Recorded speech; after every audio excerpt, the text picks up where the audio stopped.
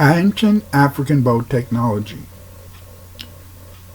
The prophet Isaiah mentioned the expertise of the Cushites when he noted in the Bible in Isaiah book 18, chapter 12, that country of the whirling wings, beyond the rivers of Cush, who sent ambassadors by sea and papyrus ships over the waters. This indicates that as late as the Meroitic Cushite Empire, papyrus boats were still being used by Africans. Eurocentrics claim Africans have never had nautical knowledge. This is a lie. Africans have been making boats and selling throughout Africa and the world for at least 100,000 years. Yes, 100,000 years. The existence of Africans selling around the world 100,000 years ago is supported by the fact that we find that Africans went to Brazil and Crete 100,000 years ago. It appears that during the prehistoric period of the Nile Valley, boats were the major method of communication among the various peoples. If you look at this map of the mega lakes that once existed across Africa, you can see that Africa was very wet. And this may explain why we find so many boats engraved in rocks in the Saharan desert. This is supported by the abundance of boats found on ancient Nile Valley pottery. Africans developed this nautical knowledge by communicating between villages and cities by the numerous rivers and lakes that crisscrossed Africa.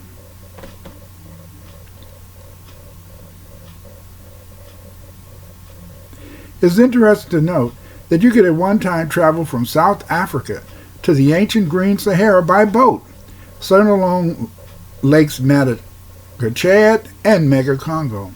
There were other lakes down in Namibia and South Africa.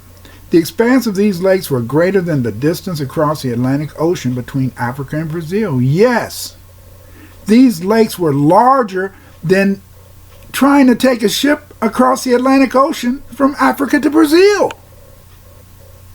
This nautical knowledge gained during millennia of sea travel within Africa along these gigantic, massive, mega lakes explains why Africans have never been afraid of sea travel.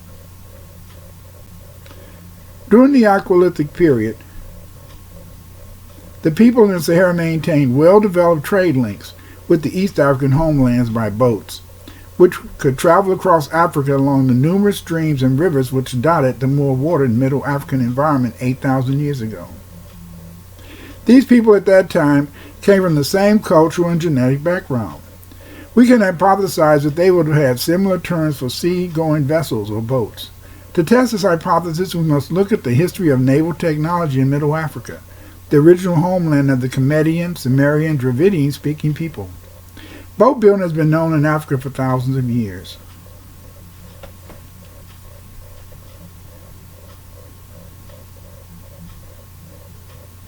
Reed boats and reed boat illustrations are found throughout Middle Africa. For example, today reed boats are still constructed by the Mandi-speaking Bozo people and the Dravidian people speaking in India. Because the early civilization builders in Mesopotamia, the Indus Valley, Africa, and China at the 3500 BC originated in the Saharan region, there existed great similarity between boats engraved on rocks in Mesopotamia, the Indus Valley, India, and ancient boats in the Saharan and Nile Valley.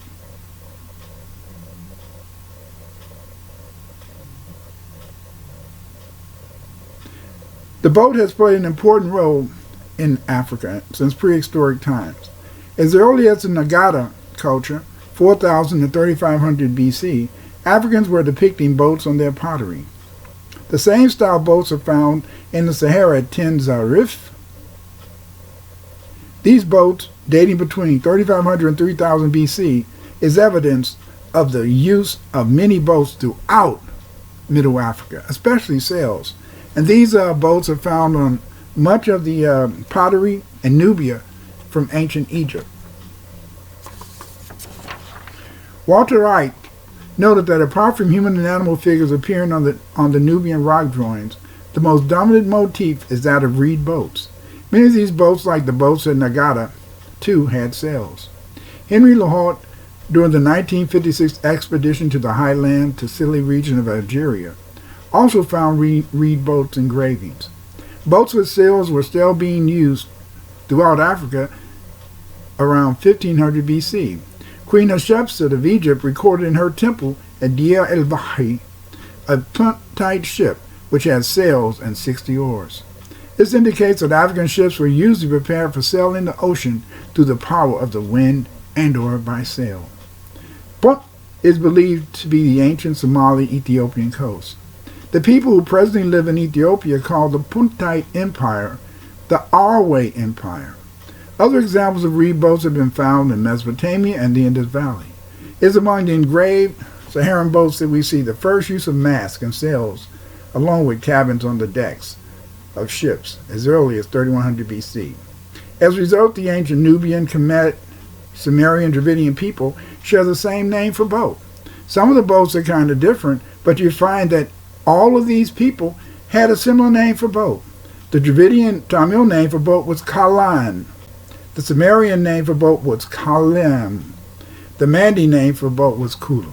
So we see in the sense that all of these boats, or names for boats, had the KL consonants. Papyrus boats were capable of traveling thousands of miles over the open seas. Eratosthenes, chief librarian of the Egyptian Papyrus Library in Alexandria, said that papyrus boats with the same sails and riggings on the Nile sailed as far as Ceylon and the mouth of the Ganges in this valley. In summary, the rock out from the Sahara across Mesopotamia and India are identical. It indicates that during ancient times, each community, that is, in Nubia, ancient Egypt, Sumer, and even among the Indus Valley and South Indians, had the same boats. It indicates that these people, in a sense, had marine architects, shipbuilders, and expert sailors.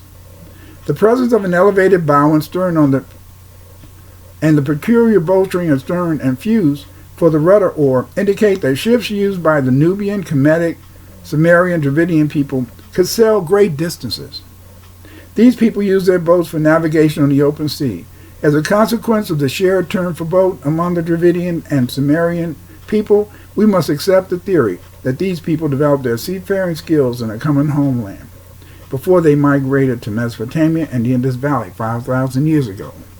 This common homeland was the Nile Valley.